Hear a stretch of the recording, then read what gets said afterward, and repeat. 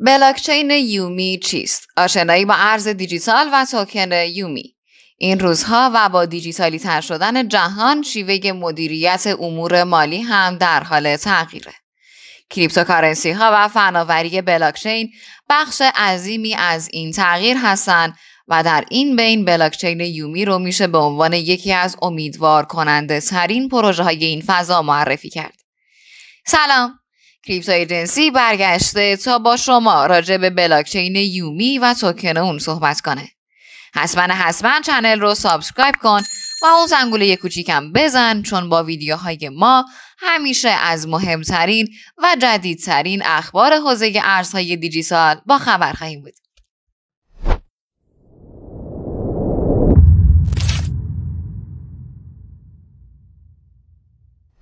بلاکچین یومی به عنوان نوعی قطب دیفای میان زنجیره‌ای قصد داره که انواع خدمات مالی رو در دسترس‌تر و قابل تعامل‌تر بسازه.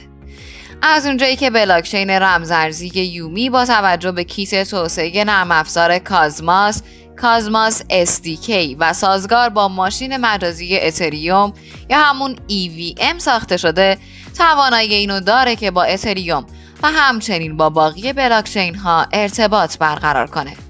توکن یومی توکن بومی بلاکچین یومیه که یک ارز دیجیتال مبتنی بر اثبات سهامه، یا هم به عنوان نوعی توکن ERC20 در شبکه اتریوم و هم تحت عنوان یک توکن کازماس SDK موجوده. پلتفرم ارز دیجیتال یومی برای توسعه دهندگان چنین امکاناتی رو فراهم میکنه که پروتکل‌های کاربردی رو بر بستر بلاکچین یومی ایجاد کنند. بلاکچین یومی الگوریتم اجماع اثبات سهام یا POS تندرمینت رو به اجرا در میاره که میتونه با بلاکچین های گوناگونی مثل اتریوم، کازماس، پلتفرم های لایه دوم، زنجیره های جانبی یا ساید چین ها و غیره تعامل برقرار کنه. بلاکچین یومی ارتباط بین بلاکچینی کازماس رو به منظور تسهیل انتقال توکن بین بلاکچین ها بدون نیاز به زمان تایید بیشتر به کار میبره.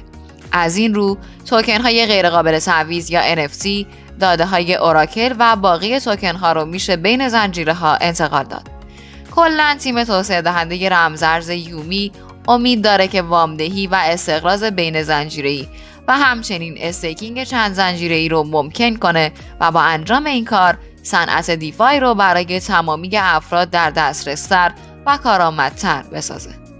توکن یومی توکن بومی بلاکچین اثبات سهام یومیه که با نماد اختصاری UMEE معرفی میشه. ارز دیجیتال یومی هم به عنوان نوعی توکن کیت توسعه نرم افزار کازماس و هم تحت عنوان یک توکن ERC20 در شبکه اتریوم در دسترسه. توکن یومی هم نوعی توکن کاربردی و هم نوعی توکن حاکمیتیه. در این بین لازم این نکته رو ذکر کنیم که بلاکچین یومی به منظور امکان پذیر کردن خدمات وامدهی یا قرضگیری میان زنجیره‌ای دو نوع توکن رو به عنوان وثیقه به کار میبره. یک یو توکن، توکنی برای وام دهندگانه که دارایی‌های رمزارزی خودشون رو به عنوان وثیقه در پلتفرم سپرده‌گذاری میکنن و از وام دادن سود میگیرن. یو توکن یعنی دارایی‌های قرض داده شده به اضافه سود وام.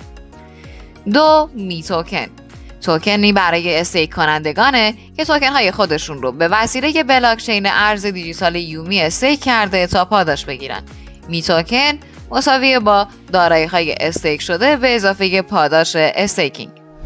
رمزارز یومی عرضه اولیه 10 میلیارد واحدی داره که به صورت زیر توضیح میشه: 46% برای جامعه، 25% برای تیم، 13% برای دوره سرمایه گذاری اولیه یا سید راوند، مقدار 9% برای اکوسیستم، 5% برای فروش عمومی، 1% برای مشاوران و 1% برای فروش دوره استراتژیک. عملکردهای ارز دیجیتال یومی عبارتند از استیکینگ.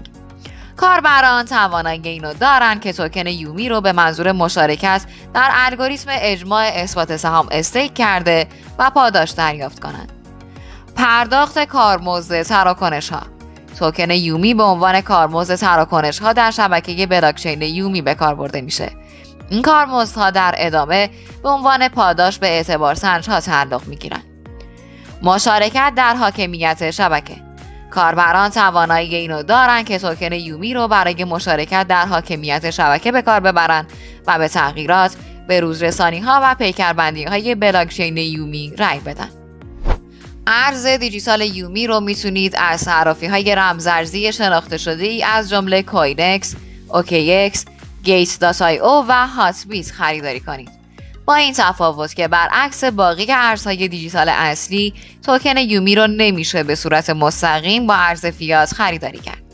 در عوض شما میتونید ابتدا ارزهای دیجیتالی مثل بیت کوین یا BTC، اتریوم یا ETH، تتر یا USDT رو از صرافی ها خریداری کرده و در ادامه اونها رو با ارز دیجیتال یومی مبادله کنید.